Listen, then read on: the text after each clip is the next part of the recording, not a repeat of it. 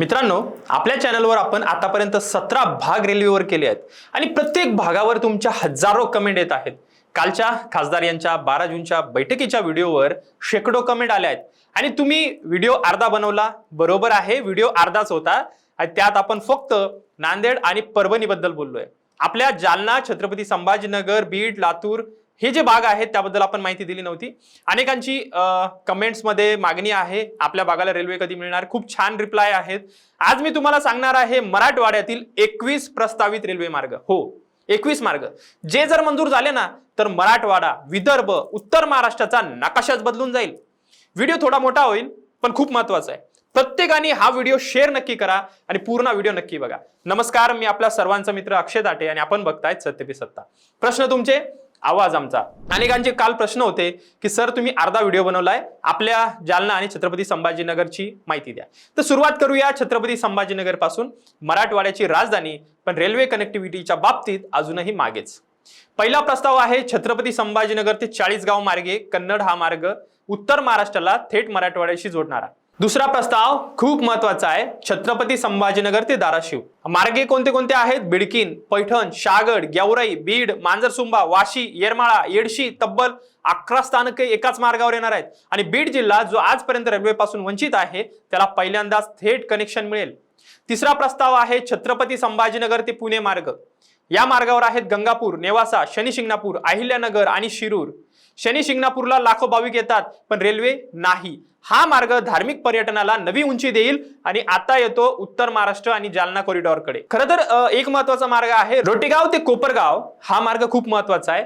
या मार्गे वैजापूर हा छोटा मार्ग वाटतो म्हणजे रोटेगाव, पण गोदावरी खोऱ्यातील शेतकऱ्यांसाठी ही जीवनरेषा आहे।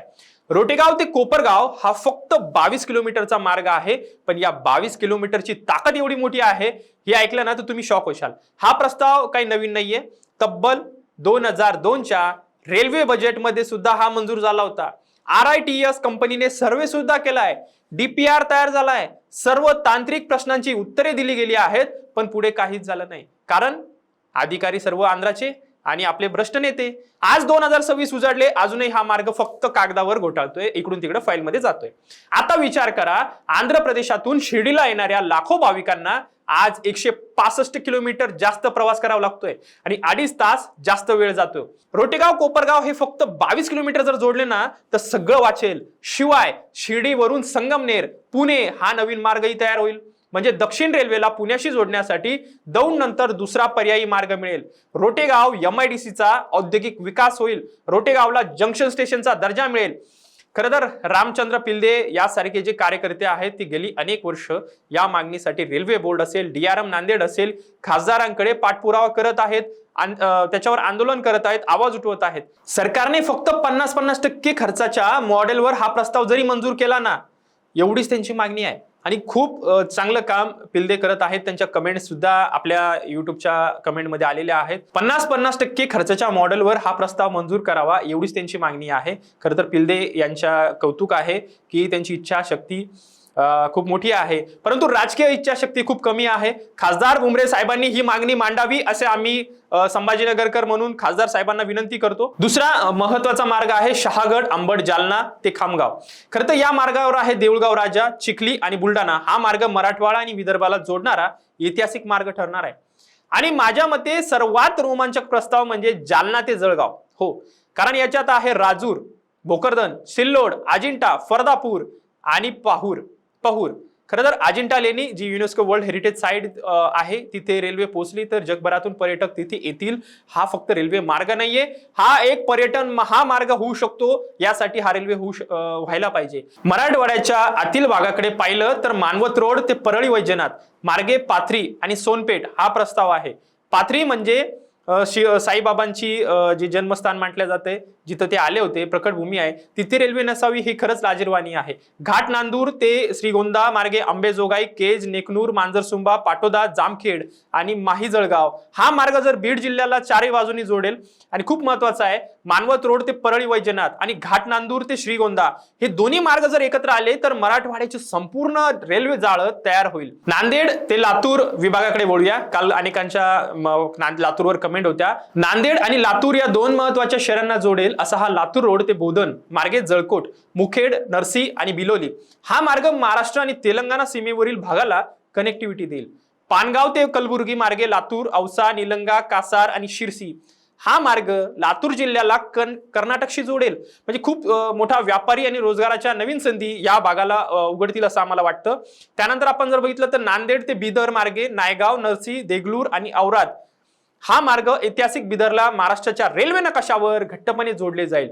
विदर्भाचे चित्र पाहिले तर वाशिम ते बडनेरा मार्गे मंगरुळपीर आणि कारंजा हा मार्ग वाशिम जिल्ह्याला अमरावतीशी थेट जोडेल.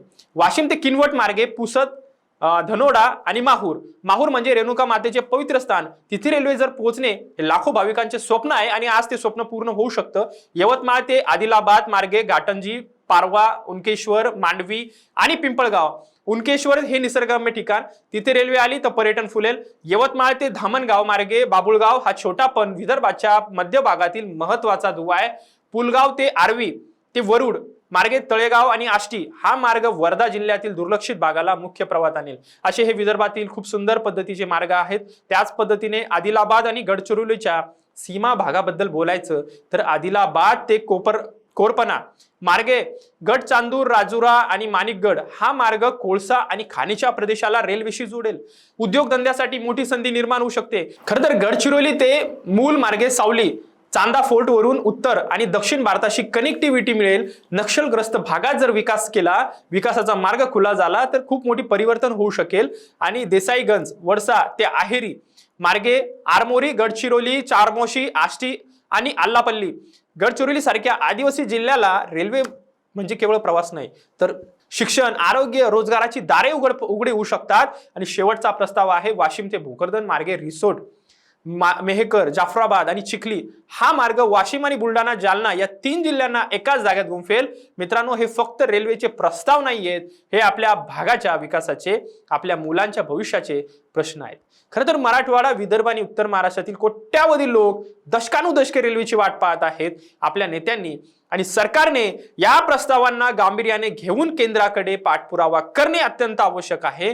तुम्हीही माझ्या मित्रांनो, माझी विनंती असेल, तुम्हीही आवाज उठवा.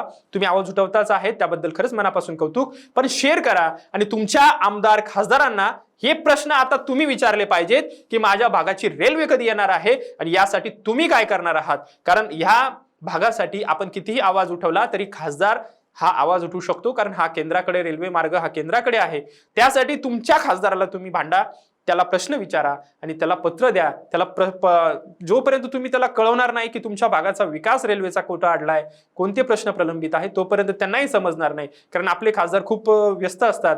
त्यांना तुम्ही हे प्रश्न सांगा, त्यांच्यापर्यंत हा व्हिडिओ पोहोचवा. त्यांना सांगा की आपल्या भागाचा विकास करण्यासाठी तुम्हीच करू शकता साहेब, तुम्ही खूप मोठे आहेत, तुमचं मन मोठं आहे, असं थोडंसं चांगलं बोला. म्हणजे ते लवकर करतील असा विश्वास आपण त्यांच्यावर दाखवूया आणि निश्चितच ते आवाज उठवतील अशी अपेक्षा व्यक्त करूया. हा आणखीन कोणते मार्ग बाकी आहेत का तुम्ही कमेंटमध्ये नक्की कळवा. जे कमेंट्स होत्या, ज्या लोकांच्या भावना होत्या, त्याच एका व्हिडिओमध्ये पूर्ण करण्याचा आपण प्रयत्न केला. 12 तारखेच्या बैठकीचा हा भाग 2 होता. कालच्या पहिल्या भागाबद्दल तुम्ही जे प्रेम दिलं त्याबद्दल खरंच कौतुक. हा दुसरा भाग सुद्धा असाच तुम्ही शेअर कराल अशी अपेक्षा व्यक्त करतो. धन्यवाद. लग्न ठरलंय ना तुझं? आणि हे काय? अगं, मला पीसीओडीचा त्रास आहे. कधीतरी हे सासरी कळेलच ना. मग त्याच्यामुळे मुलं होण्यात अडचण येते ना. एकतर पीसीओडी इतका गंभीर आजार नाहीच आहे आणि त्यावर सोपा उपाय आहे. आपल्या ईशाला लग्नाआधी असाच त्रास होता. तिने डॉक्टर चाटेज होमिओपॅथी क्लिनिक मध्ये उपचार घेतले आणि तिला आता 2 मुलं आहेत. डॉक्टर चाटेज होमिओपॅथी क्लिनिक, साइड इफेक्ट नसलेला होमिओपॅथीचा नैसर्गिक उपचार. 9545727107